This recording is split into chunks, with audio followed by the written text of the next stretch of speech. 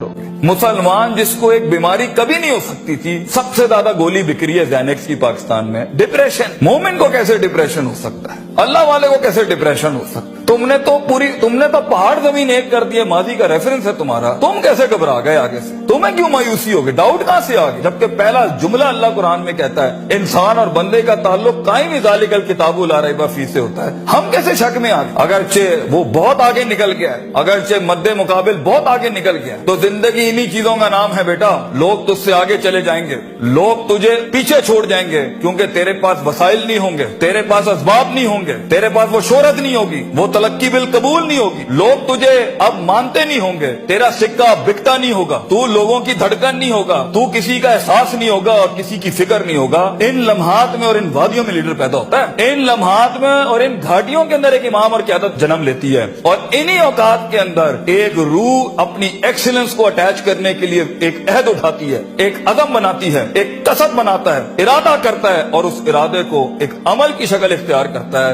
और अपनी जिंदगी के सारे रेफरेंसेस को माइनस करके एक नई तारीफ देता है अपने आप को। लेकिन अगर एक इंसान समझता है, एक गलत फहमी का शिकार है कि नहीं, जिंदगी को मैं जैसे चाहूं, जिस गलत तरीके से चाहूं, अपनी वैल्यूज को, अपने उसूल को, अपने जवाबित को, अपने कवायद को, अपने उसूलों को, इनको मैं बलि चढ़ा के, इनकी चीटिंगें करके, किसी का हक मार के, किसी को नीचे लगा के, जिग जैगिंग करके अगर मैं निकल जाऊंगा तो तुक्के, महज इत्तेफाक, फ्लूक्स और कोइंसिडेंसेस, और इस तरह के 2 नंबर रास्ते बेटा कुछ अरसा तो चल सकते हैं। दुनिया के उस स्टेज के ऊपर जब मुकाबला होगा ना किसी सही वाले पट्टे के साथ, आप नहीं लड़ सकेंगे, आप नहीं उससे जीत सकेंगे। इसलिए ये वक्त होता है, ये लम्हात होते हैं, ये लहजात होते हैं, इंसान अपने आप को तैयार करता है। लेकिन एंड में मैं फिर भी यही कहूंगा, स्किल मैनेजमेंट, हुनर के ऊपर इंसान जितना भी स्ट्रॉन्ग क्यों ना हो, इंसान सोने को कुंदन, कतरे को समंदर, जर्रे को एक चट्टान और एक छोटी सी आतिश को एक आतिश फिशा तब बनाता है